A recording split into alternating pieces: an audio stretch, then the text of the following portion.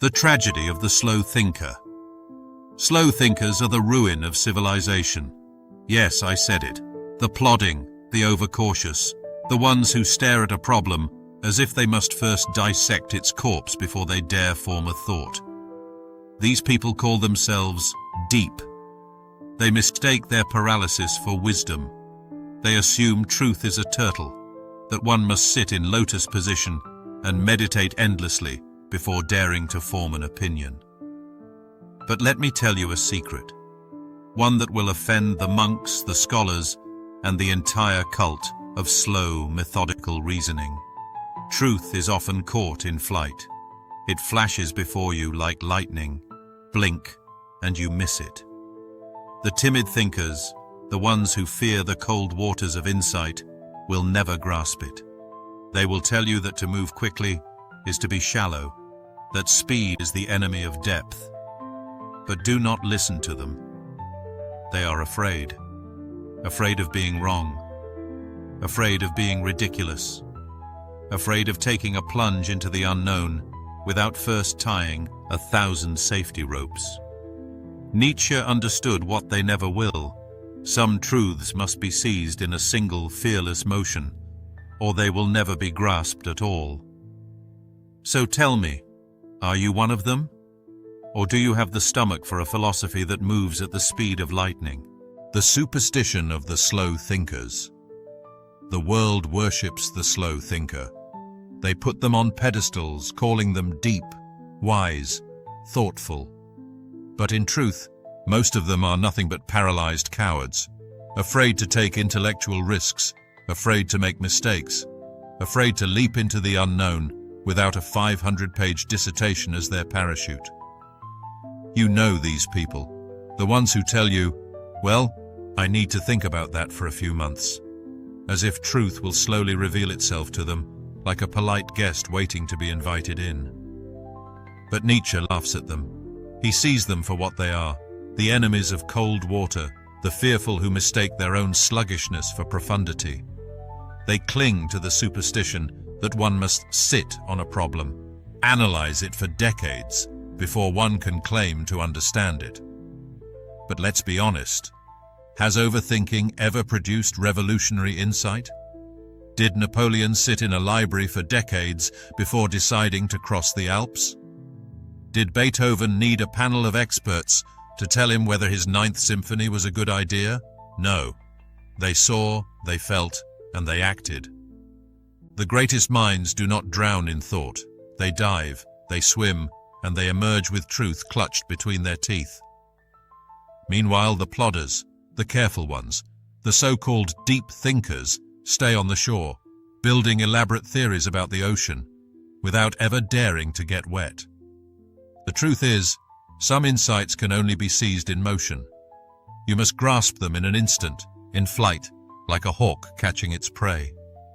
The moment of recognition comes all at once, or it never comes at all. The lightning strike of truth.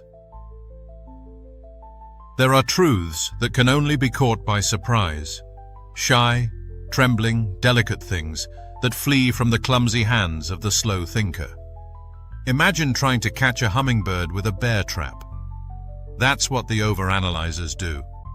They smother insights under layers of hesitation, second-guessing, and intellectual cowardice. But reality is not so kind. Some truths must be snatched before they realize they've been seen. They must be struck like lightning, sudden, violent, absolute. Nietzsche understood this. He didn't tiptoe into ideas, he plunged.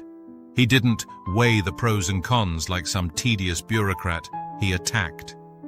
His philosophy isn't a carefully constructed sandcastle, it's dynamite thrown into complacency. And that is why his enemies, the moralists, the scholars, the philosophers still waiting for permission to think, feared him. They call his thoughts dangerous because they came too fast, too direct, too unfiltered, as if truth must be slow to be safe. But here's the reality. Some truths will never reveal themselves to those who hesitate. They belong to those willing to grasp them in motion, to take the cold plunge, to risk drowning. If you wait too long to seize the insight, it will dissolve. If you hesitate before speaking the truth, it will betray you. If you demand certainty before acting, you will be left with nothing but regret. So the real question is this: do you dare to think like lightning, the cowards of thought, and the price they pay? You've seen them before, the timid minds, the ones who need permission to think, the ones who squint at every idea, poking it with a stick like a frightened animal. They call this caution, they call this depth. But strip away their pretenses, and you will see what truly drives them: fear. Fear of being wrong, fear of being ridiculed, fear of committing to an idea that might, God forbid, demand they change. These are the asses and old maids of philosophy, those whose only virtue is their innocence, their cowardly refusal to touch dangerous thoughts. Their entire existence is a denial of risk, a rejection of experience. Nietzsche had no patience for these people. His philosophy is not for the hesitant. It is for those who are willing to burn. The truth is this: you do not understand life by sitting in a corner, stroking your beard, and contemplating endlessly. You understand life by throwing yourself into it, by making mistakes, by colliding headfirst with reality and emerging bloodied but awakened. There is a price for hesitation. Wait too long and the opportunity vanishes. Overthink and you will talk yourself out of greatness. While you analyze, the bold ones act. While you deliberate, the world moves on. And that is why the greatest minds, Nietzsche, Napoleon, Beethoven, Tesla, did not hesitate. They did not wait for approval. They did not drown themselves in methodical thinking.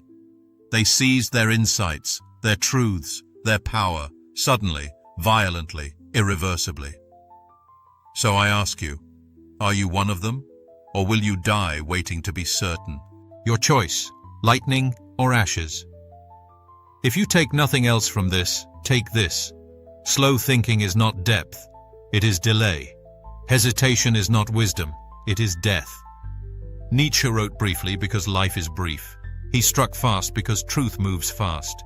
If you want to live, to think, to create, you must move like lightning.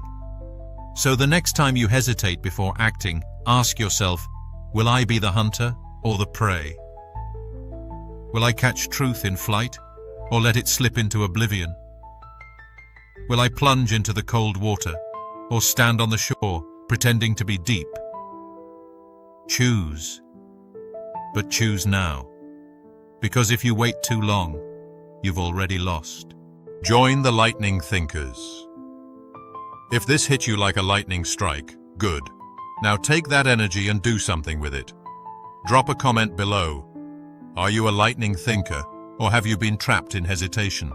Subscribe for more Nietzschean firepower, because here we don't waste time on timid thought. Share this with a slow thinker who needs to wake up. This is Nietzsche's wisdom. Now go think and act like lightning.